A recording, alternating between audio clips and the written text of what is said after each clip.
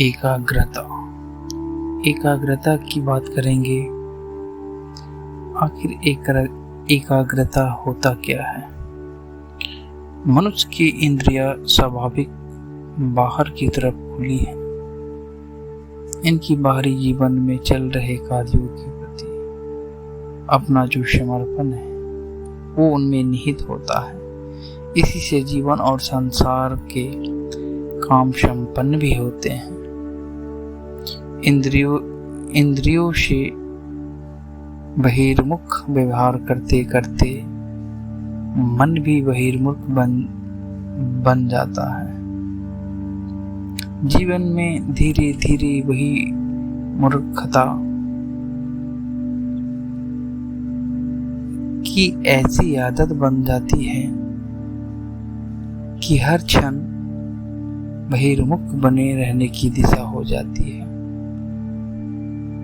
कहने का तात्पर्य है कि ये बाहरी मुख्य जो हम करते हैं उनमें हम सदैव खोए रहते हैं। आवश्यकता अनुसार उन काम को करने में मनुष्य अंतर्मुख होने का साधन करे, ऐसी समझ किसी किसी को हो पाती है।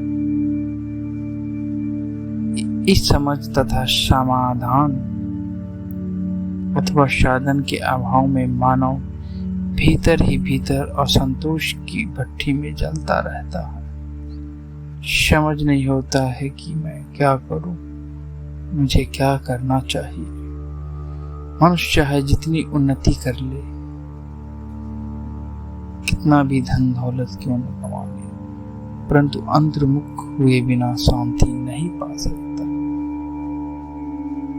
क्योंकि जो सुख अंतर्मुख हुए बिना है, जब तक आप इन्हें अनुसरण नहीं करेंगे अब तक अपनी उन्नति का एहसास आपको नहीं मिलेगा। काम छोटा हो या बड़ा, काम को तो तभी अच्छी तरह से संपन्न किया जा सकता है जब एकाग्र मन से किया जाए। चंचलता से किया हुआ सारा काम सफलता की ओर पहुंचता है।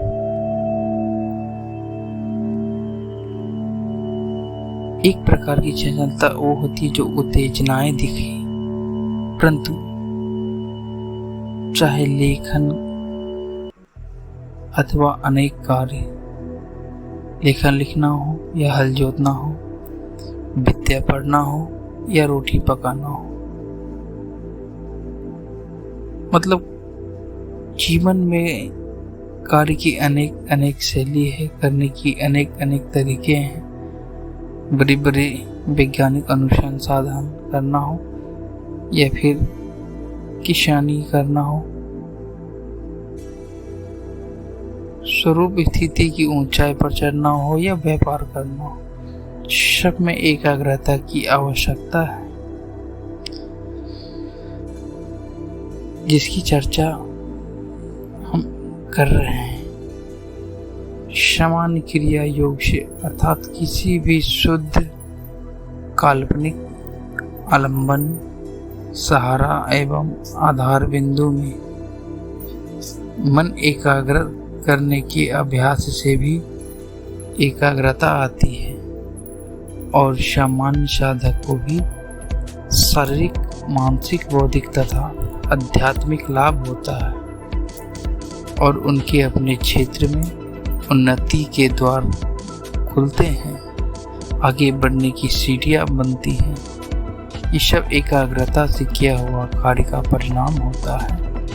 जैसे नियम एवं संतुलित आहार विहार करने से, नियम निष्ठा के साथ किए हुए कार्य शरीर हष्ट पुष्ट बनता है, वैसे नित्य ध्यानाभ्यास करने से मन दृढ़ एकाग्रता की ओर बढ़ते बढ़ते चला जाता है और शांति की प्रतीक उनकी लगाव बन जाती है। किशोरा एवं युवक प्रायः शिकायत करते हैं, हम जो कुछ पढ़ते हैं ज़्यादातर भूल जाते हैं। यदि वे थोड़ा थोड़ा नित्य अभ्यास करें तो उनकी स्मृति शक्ति निश्चित ही बढ़ेगी और दृढ़ होगी। ध्यान तथा एकाग्रता से रक्तचाप, हृदय गति, मस्तिष्क तथा शरीर की सारी व्यवस्थाओं में अचूक लाभ होता है। अध्ययन करने से हमारे शरीर की तीव्रता संतुलित बनी रहती है। ध्यानाभ्यास से जीवन के अंतिम फल भविष्य निधि का नाश तथा परम शांति की प्राप्ति हो सकती है। वह शारीरिक तथा सांसारिक सुख तथा उन्नतियों में भी परम सहायक होता है। अभ्यास हमारे जीवन में बहुत ही महत्वपूर्ण भूमिका निभाती है। ध्यान के लिए पूर्व से तैयारी करना आवश्यक है। जिस प्रकार भोजन मांसाहारी हो या शाकाहारी, मांस, मछली, अंडा तथा हर प्रकार के मादक खाद्य तथा पेय पदार्थों का त्याग करना चाहिए। लहसुन और प्याज उत्तेजक तथा दुर्गंध युक्त होते हैं, इसे त्याग देना चाहिए। ऐसा बहुत सारे अध्याय बुक में कहा गया। भोजन सात्विक, सुपाच्य और शुद्ध ग्रहण करना चाहिए। जलपान तथा भोजन,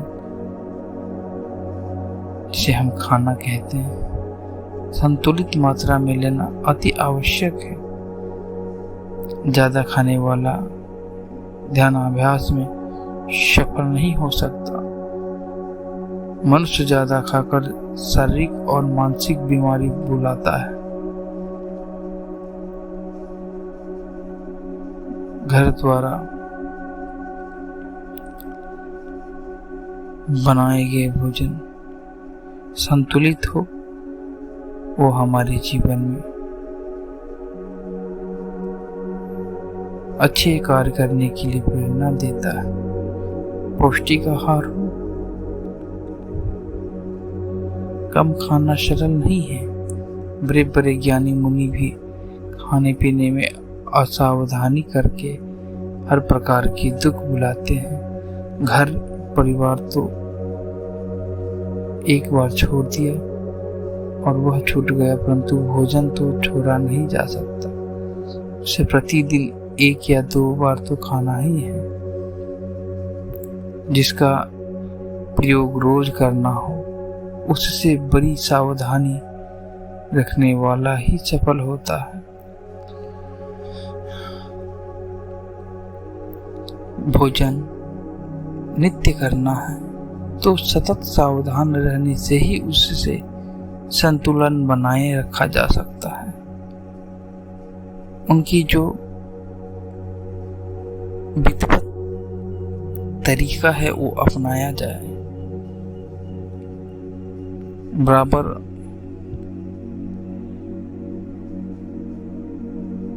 गरिष्ठता तथा अधिक भोजन करने से वह ठीक से पचता ही नहीं, उसका बहुत सा अंश आंत में रह जाता है, चिपक जाता है और सड़ता है, जिससे गैस बनकर नई नई बीमारियां पैदा होती है और टट्टी साफ नहीं होती, कब्ज बना रहता है। ऐसी स्थिति में सब प्रकार की शारीरिक मानसिक कष्ट पैदा होते हैं। सुपाच्य और हल्का भोजन करने से वो ठीक से पचता है और समय पर शरीर की सारी क्रियाएं सुलभ एवं स्वाभाविक ढंग से होता है। शारीरिक स्थिति और मन प्रसन्न रहता है। सब प्रकार की भोजन करना आवश्यक है, परंतु सिस्टम से जो हमारे शरीर को नुकसान ना पहुंचाए ऐसा करें, अल्पाहारी बने।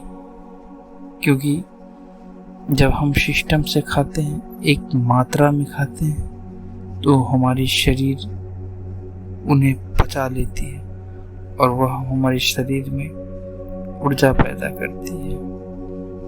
उन्हीं ऊर्जा को हम अपने ध्यान के माध्यम से चेतना शक्ति को अपनाकर अपने जीवन को सफल बनाने की